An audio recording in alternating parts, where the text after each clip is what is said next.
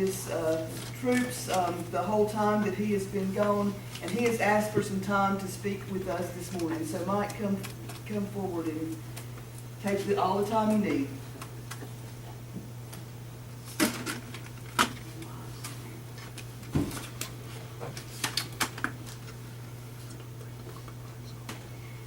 Good morning. Good morning. Good to see some not only familiar but very friendly faces. If you would give me this honor just for a moment, allow me to just recognize the Roy Henson, and a good friend of mine and a good friend of many of yours.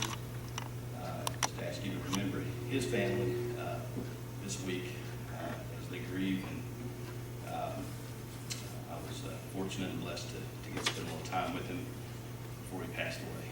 So remember his family this week.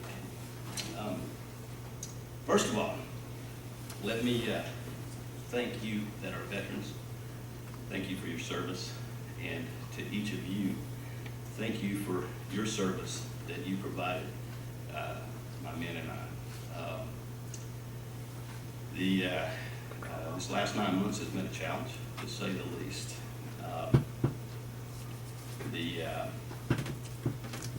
The Army's really good with mottos and with codes that we live by. You hear that in the movies, "Leave no man behind." And one of our mottos that my men and I follow is "So others may live." And that is the code that causes us to go into some crazy situations from time to time. A personal code that I developed a few years ago is after one of the Psalms, Psalm 23.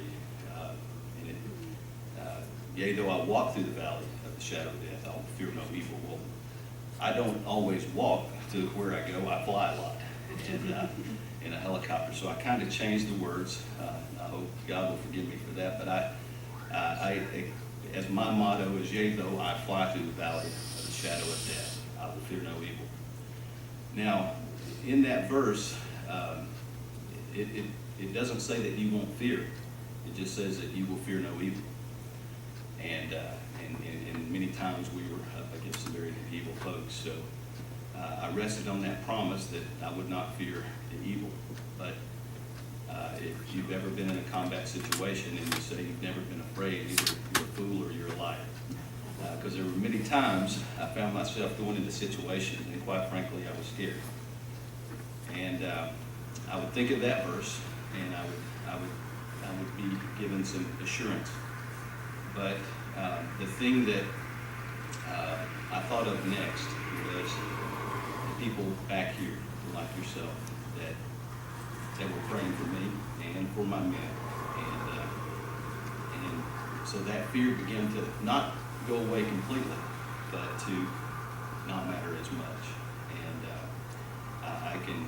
I could be up here all morning, and I won't, because lunchtime will be coming shortly, and would probably take me out back. But I could tell you countless stories of situations that I found myself in, and that my men found themselves in, that it was a God thing, without a doubt.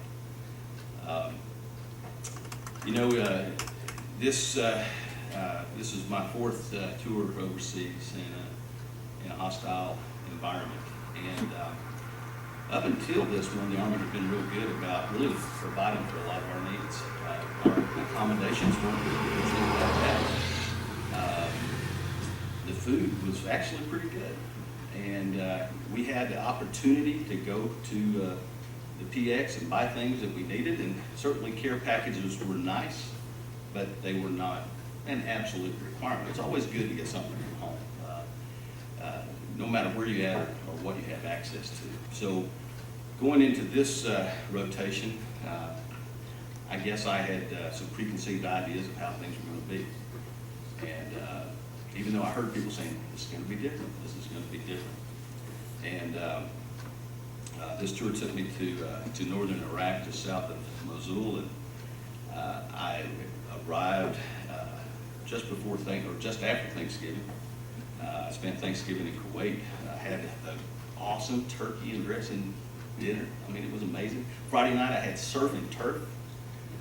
And I was like, man, this is still good. It's going to be a good year, you know. And then I got on a plane a couple of days later and flew into Iraq. And I got out, and it looked a little desolate. And then they loaded us up in vehicles, and I arrived at a little camp with tents and cots and not the accommodations I was accustomed to. So I spent the last 9 months having a camp out. Now, it probably is not as nice a camp as my Uncle Morris's camp is, but it was a camp, it was home. But with that, wow, we didn't have a lot of stuff. The food was not that great, and oftentimes not that plentiful. Frequently our supply lines would break down and we wouldn't get food. And then I heard, got a message from my Aunt Pauline and say the church is going to be sending you a package. Okay, great. Well, the package arrived. I don't mean a package. You mean things packed. I mean, this thing was like a trunk of stuff. And I want to thank each of you for that. There was a lot of love and just wonderful items in there. And I don't know whose idea it was to put the Little Debbie's in there. So, thank you. A quick story on that, and then I want to make a presentation, and I'll shut up. But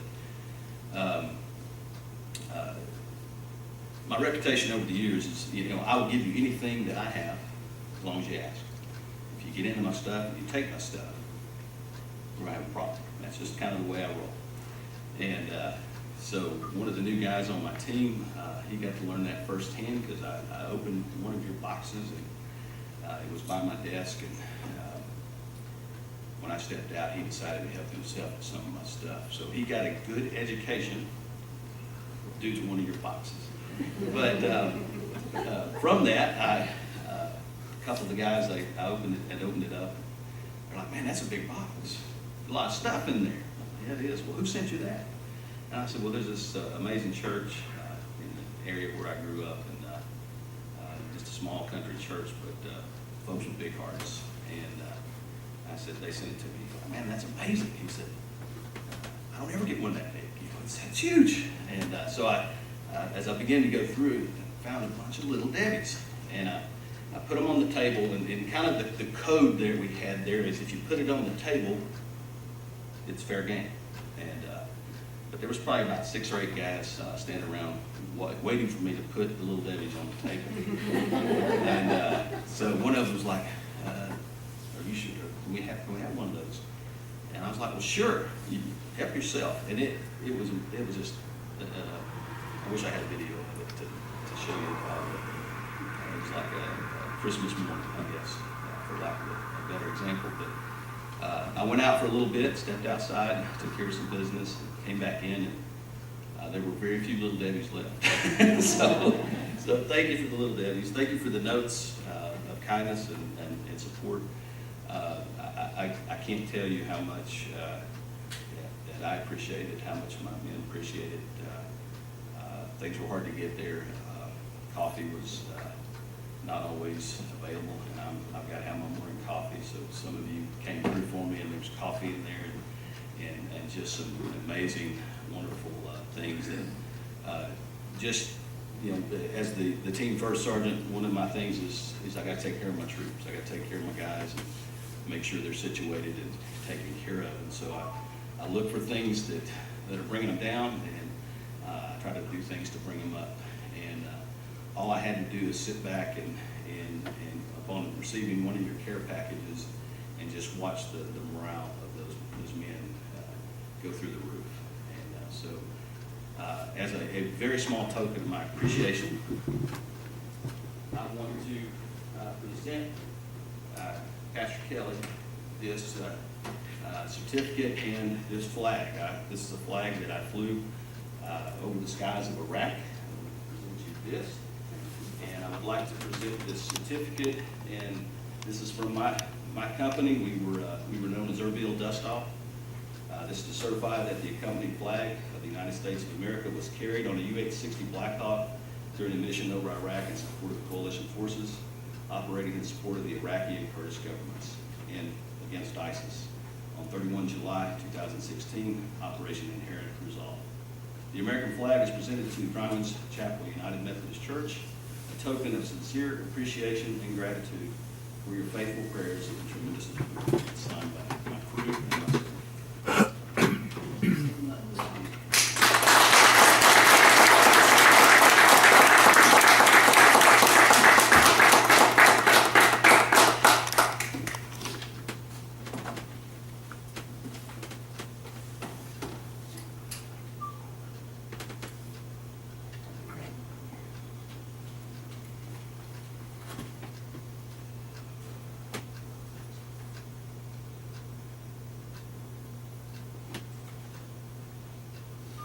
Thank you, Mike, and we certainly appreciate your service and the service of your men and all of our servicemen and women